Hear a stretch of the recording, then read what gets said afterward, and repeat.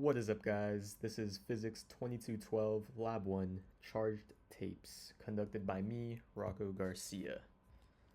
So here's the table of contents. And starting it off with some key concepts, we're going to be using Newton's second law of motion, which states force is equal to the rate of change of momentum.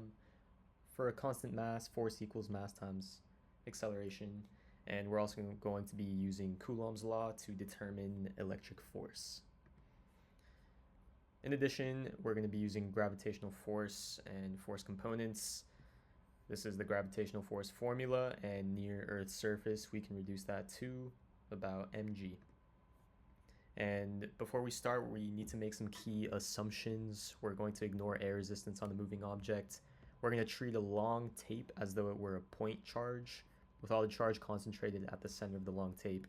And we're also going to assume that each tape has about the same amount of charge evenly distributed along the entire length of the tape.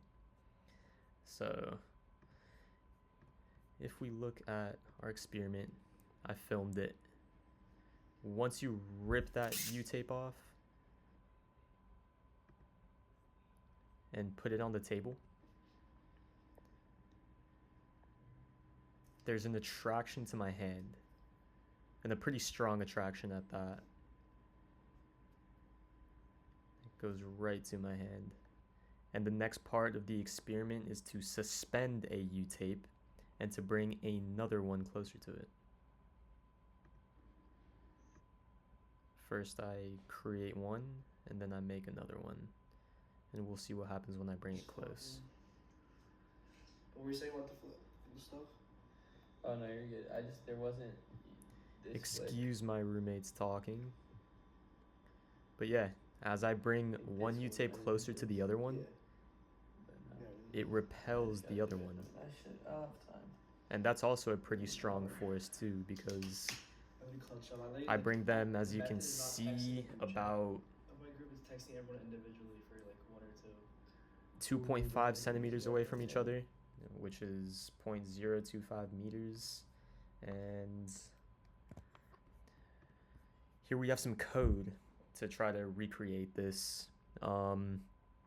This is 1 over 4 pi epsilon naught. We have some constants: charge of an electron, g, tape length, tape surface area to the best of my ability, tape mass, that's about what it would be in kilograms. And next we determine the gravitational force, and we know that's in the y direction going down. Electric force, it's in equilibrium, so it's the same force as weight but pointing up. Charge, deficient electrons, and if we run, this is about the force of the suspended U-tape, and we expect deficient electrons due to the charge of the tape. And yeah, here's some information. And going back to the slides, the experiment, here's some of the constants that we had: U-tape, mass, length, the separation distance before they started to repel each other, and the gravitational force, and equal magnitude but in opposite direction for the electric force. And the charge of the single tape I computed to come out to about positive 1.1 times 10 to the negative 8th. So yeah, from that experiment we knew that since it was the U-tape on the table was attracted to my hand and they actually repelled each other, they have to have a positive charge.